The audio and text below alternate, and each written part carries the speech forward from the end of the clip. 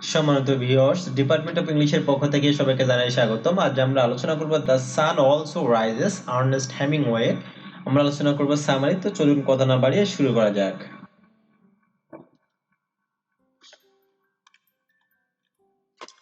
উপন্যাসের শুরুতেই এর প্রধান চরিত্র এবং বর্ণনাকারী জেইক বার্নস তার বন্ধু রবার্ট কনের জীবন সম্পর্কে একটি সংক্ষিপ্ত বর্ণনা তুলে ধরে।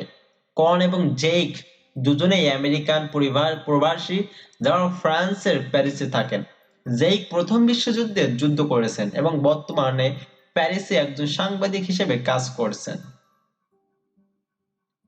রবার্ট কন প্রথম বিশ্বযুদ্ধে যুদ্ধ করেননি। তিনি একজন ধনী ইহুদি লেখক যিনি প্যারিসে তার সুবিধাবাদী স্বভাবের বান্ধবী ফ্রান্সিস ক্লেইনের সাথে থাকেন, যিনি কনকে বিভিন্নভাবে ইউজ করেন। একদিন বিকেলে কন জেইকের অফিসে যান এবং তাকে নিজের সাথে দক্ষিণ আমেরিকাতে বেড়াতে যাওয়ার জন্য রাজি করানোর চেষ্টা করেন। জেইক রাজি হন না এবং অনেক কষ্টে তার থেকে মুক্ত হন। ওই দিন রাতে একটা ড্যান্স ক্লাবে লেডি ব্রাইট এসলির সাথে জেইকের দেখা হয়।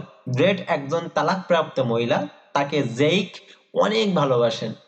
ব্রেট স্বাধীন এবং ভোলা মনের একজন মহিলা, কিন্তু কিছু সময় তিনি খুব স্বার্থপরের মতো আচরণ করেন। তার এবং জেইকের পরিচয় হয় ইংল্যান্ডে প্রথম বিশ্বযুদ্ধের সময়। যুদ্ধে আহত হওয়া জেইকের সেবা করেছিলেন তখন ব্রেট। রেট এবং জেইকের কথাই বোঝা যায় এ সময় পাওয়া ওই চোটের কারণেই পরে জেইক যৌন ক্ষমতা না থাকা বা তত হারিয়ে যায় আর কি, যৌন ক্ষমতা হারিয়ে যায়, ইম্পর্টেন্ট হয়ে যায়। যদিও ব্রেট জেইককে ভালোবাসেন, কিন্তু নপুংসক যেটাকে বলা হয়, অর্থাৎ আমরা বলদ বলি, অর্থাৎ যাদেরকে সে যৌন ক্ষমতা নাই, এমন হওয়ার কারণে তাকে বিয়ে করা বা তার সাথে কোনো স্থায়ী সম্পর্ক জড়াতে চান না। পরের দিন জেইক এবং কন একসাথে দুপুরের খাবার গ্রহণ করে। কন ও ব্রেডকে পছন্দ করেন এবং তিনি একটু রেগে যখন জেইক বলেন ব্রেড মাই ক্যাম্পেল নামের একজন স্কটিশকে বিয়ে করার চিন্তা করেছেন। সেদিন বিকেলে ব্রেট এবং জেইক একসাথে কিছুটা সময় কাটান এবং রাতে তার বন্ধু একজন গ্রিক প্রবাসী কাউন্ট মিপ্পোপোলোলাসের সাথে অপ্রত্যাশিতভাবে জেইকের ঘরে যান। কাউন্টকে শ্যাম্পেইন আনতে পাঠানোর পর জেইক ব্রেটকে একসাথে থাকার প্রস্তাব করে, কিন্তু ব্রেট রাজি হন না, কারণ জেইক হচ্ছে ইম্পর্টেন্ট, পূর্বে বলেছি, নপুংসক। তাই ব্রেট তার প্রতি বিশ্বস্ত থাকতে পারবেন না। ব্রেট তার যৌন স্বাধীনতা ছাড়তে রাজি ছিলেন না। তিনি জেইককে জানান পরের দিন তিনি স্পেনের স্যান সেবাস্তিয়ান এ যাচ্ছেন।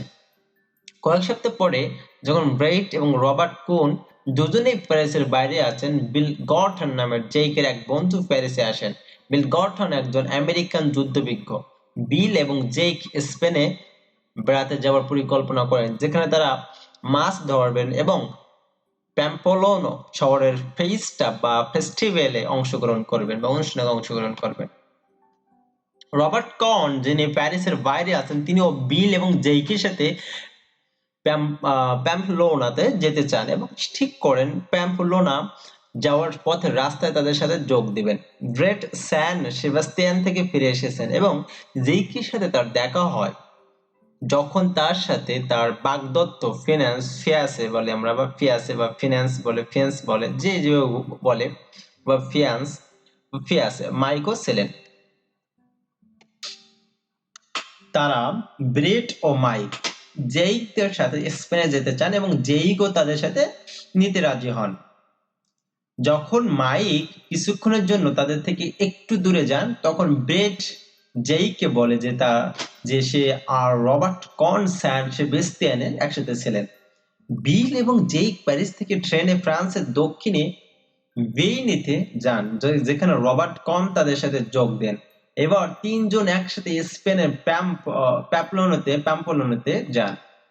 সেদিন রাতে মাইক এবং ব্রেটের প্যাম্পলোনো আসার কথা ছিল, কিন্তু তারা আসে না। পরের দিন বিল এবং জেইক প্যাম্পলোনার পাশে একটা ছোট শহর বারগুয়েট এ মাছ ধরার জন্য যান, কিন্তু কন তাদের সাথে যায় না। সে প্যাম্পলোনাতেই থেকে যায় এবং ব্রেটরা আসার অপেক্ষা করতে থাকে।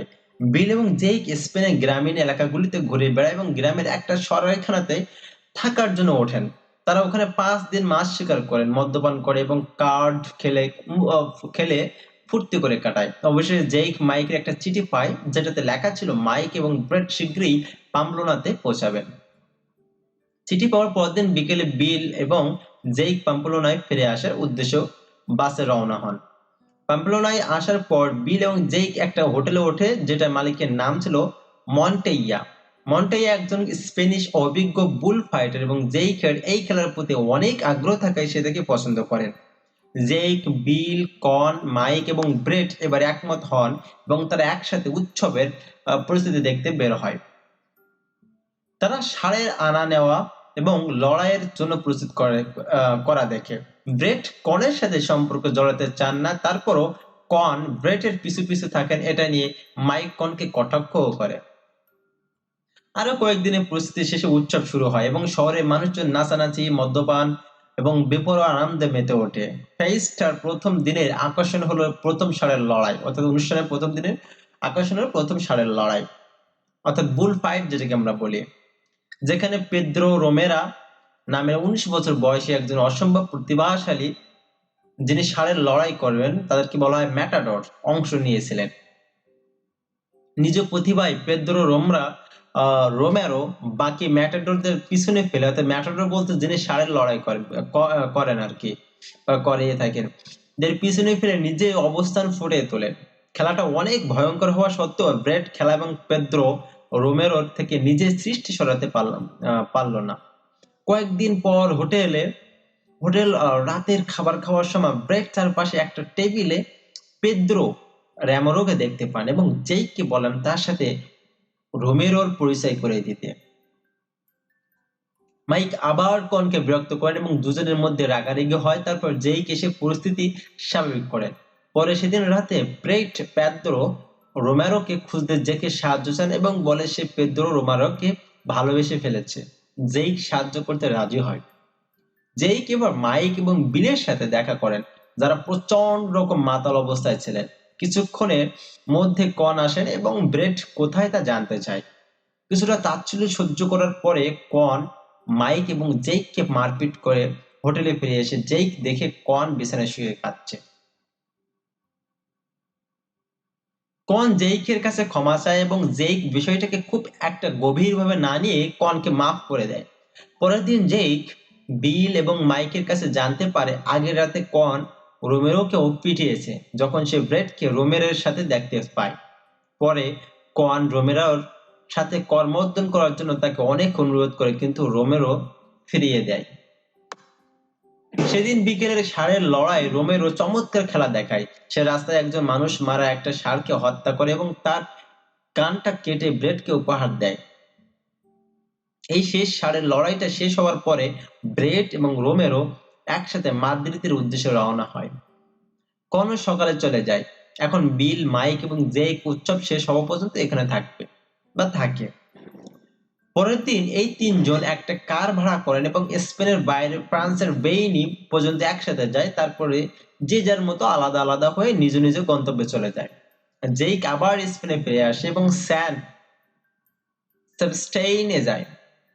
সেখানে সে কয়েকদিন শান্তিতে আরাম করে কাটানোর পরিকল্পনা করে, কিন্তু সে ব্রেটের একটা টেলিগ্রাম পায় যেটাতে ব্রেট জেইককে মাদ্রিদে দেখা করতে বলে। ব্রেটের ইচ্ছা অনুযায়ী রাতের ট্রেনে মাদ্রিদের উদ্দেশ্যে রওনা হয় সে। পৌঁছানোর পর জেইক ব্রেটকে মাদ্রিদে একটা হোটেল একা অবস্থায় খুঁজে পান।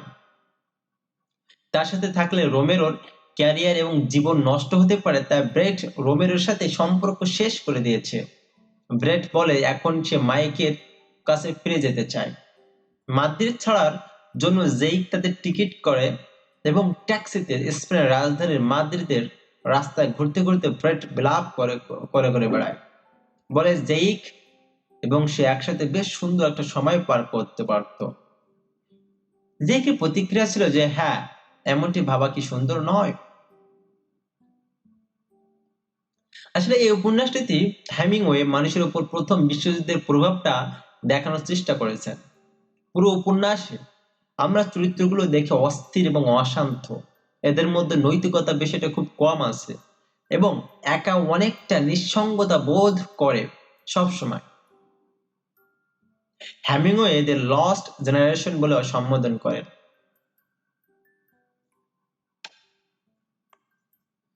তো এই ছিল দ্য সান অলসো রাইজেস এর সামারি। তো আজ এই পর্যন্তই। অন্য একদিন আমরা আবারও অন্য কোনো বিষয় নিয়ে আপনাদের সামনে হাজির হব। ততদিন সুস্থ থাকুন, ভালো থাকুন আর আমাদের সঙ্গেই থাকুন। আজ এই পর্যন্ত। Bye bye.